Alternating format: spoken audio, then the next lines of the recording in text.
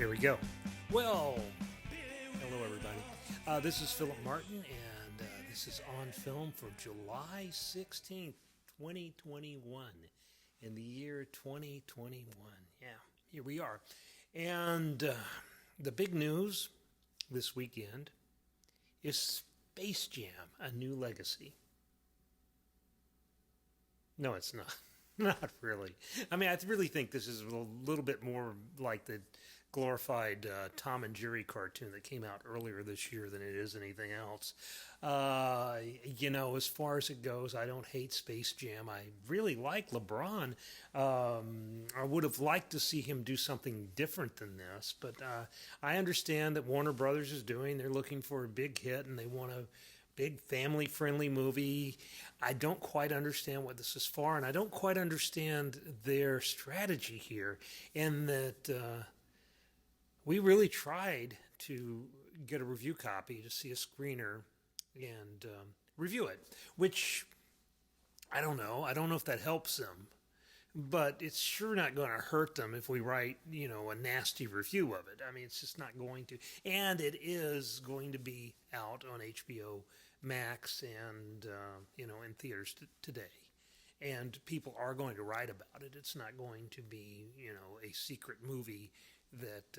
But I just don't get this, marketing strategy of not showing your big movie to the press. When it's perfectly okay if you don't want to. I mean, you're under no obligation to do that, I don't guess. In fact, if we really want to go back to it, what I'd really like the model being entirely different. I really wish we didn't concentrate so much on opening day reviews. I really kind of wish that we were back in the 40s and 50s, and we would run the review a week or two after the movie opened. And we wouldn't review every movie, of course, and we wouldn't, probably mess around with something like Space Jam, except as, there are reasons to write about it, but it's more a business story. It's more a story about the maturation and evolution of LeBron James as a business person, I think, than it is about anything that a movie critic would care about. I also think you have a Looney Tunes kind of story there, an essay about how Looney Tunes is being exploited, and just the way it's changed, and just the way that the market works on our culture. I do think there's interesting things about it, but I don't think that I can sit there with a straight face and say that I really think that anybody needs to see Space Jam. If you want to see it, fine. You want to see Don Cheadle hamming it up, you want to see LeBron as a cartoon character, that's fine. And, if it's something that your kids like, well, okay. I don't have any brief against the damn thing. Like I said, I don't understand why it's so hard to see it. It came out in Australia like last week or 2 weeks ago, I think. I don't know exactly. And the reviews are in from Australia, so I can look at the reviews from Australia, and I quote them in my new movies column. And, I think it's a little bit, heavy-handed to slap something like this around, because why? It's not supposed to be good in the ways that movie critics find movies good or bad. It's supposed to be what it is, and I'm sure it does a fine job of brand proliferation and synergy and making connections between the stars and the corporations that are driving this thing. And I really shouldn't worry about it. I worry about it because of your expectations, the expectations of everybody out there. And maybe I shouldn't even have those anymore, because nobody really tells me what to do as far as our movie section is going. I don't get notes on it, which is really nice. It's really a very privileged and, kind of cool situation to be in, that we can just put this thing out every week. And no one's going to really say, well, why didn't you do this? Or why did you do that? And why didn't you do this? And this doesn't fit with what you're supposed to do. And so, that's really grateful. I'm really grateful for that situation. At the same time, I can't help but be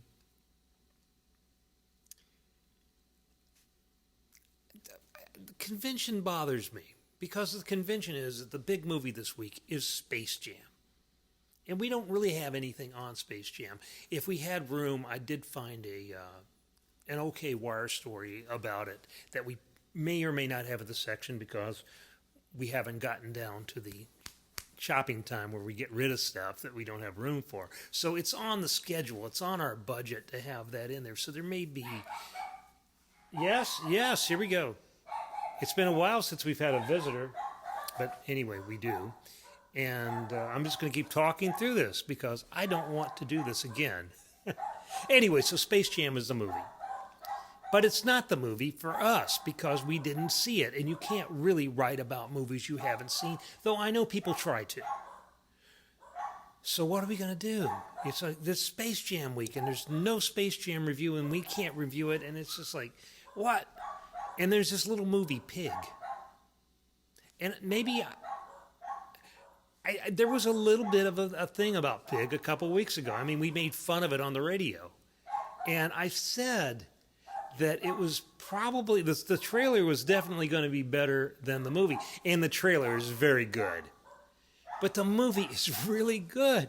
And I didn't expect it because, it's Nicolas Cage. And Nicolas Cage hasn't really done anything that I've been impressed with. I know some people liked him in Mandy. Since 2013... when he did Joe, the Larry Brown book that was adapted by David Gordon Green, which I thought was a really good performance. I thought it was a really strong movie, and I was really glad that you could see that Nicolas Cage could do this. And I don't know why Nicolas Cage does the stuff he does these days. He's made 70 movies in the 21st century, 108 his career. And they say, the tabloid stuff says, well, he needs cash. He's got to keep working because he's got all this debt. He's all these houses. He's got dinosaur heads. Maybe he's not good with money. I don't know. But maybe he just likes to work.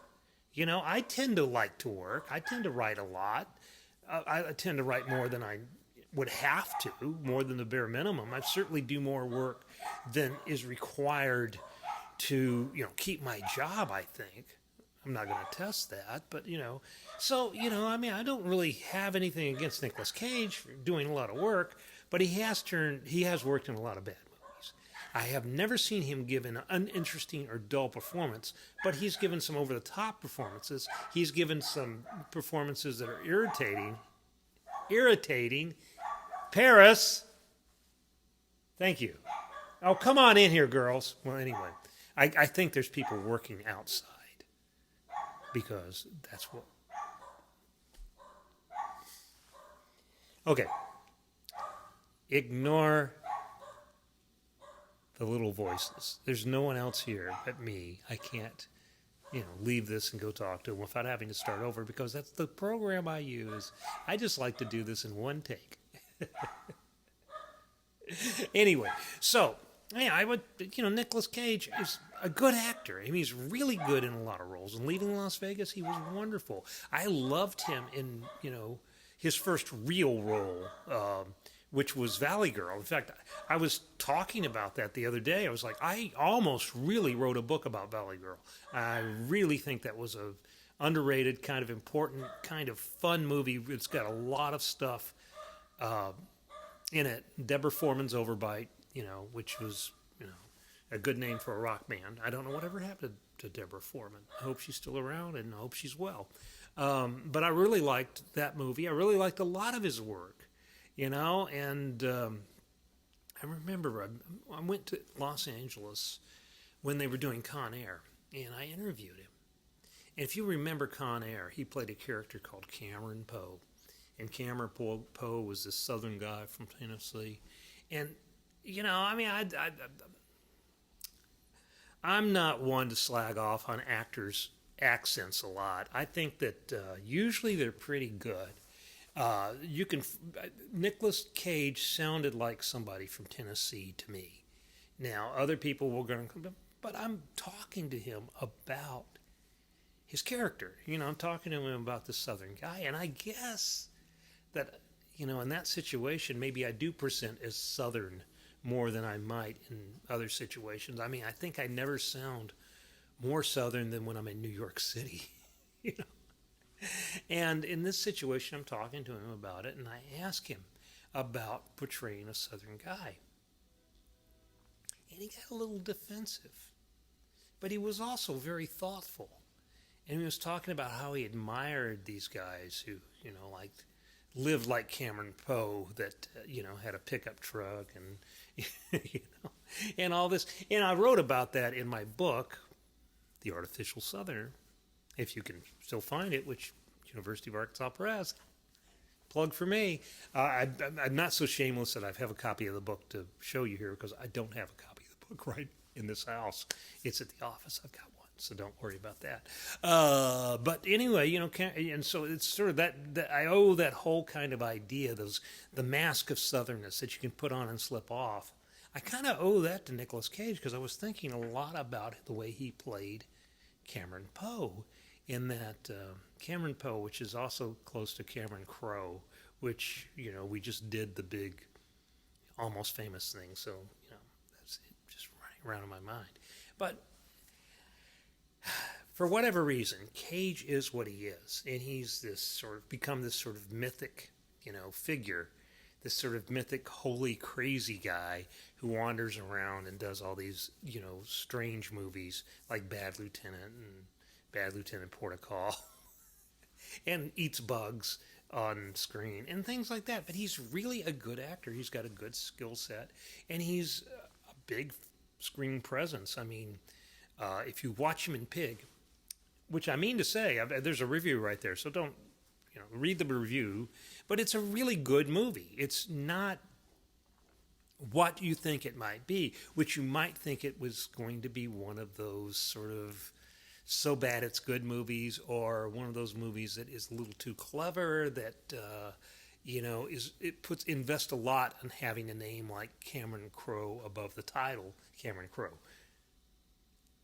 Cameron Poe, Nicolas Cage above the title. It's sort of like, it's definitely a Nicolas Cage movie. It is a showcase for him.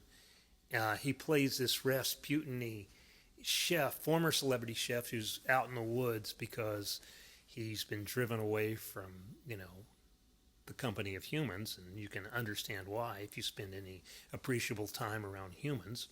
And it's with a lesser actor or a lesser vision. The director, whose name escapes me now, it's in the review, really has a very strong visual sense, and I credit his cinematographer that too. But it looks good, it feels good. There is not this over-explaining, this overtness that goes into a lot of American Hollywood films.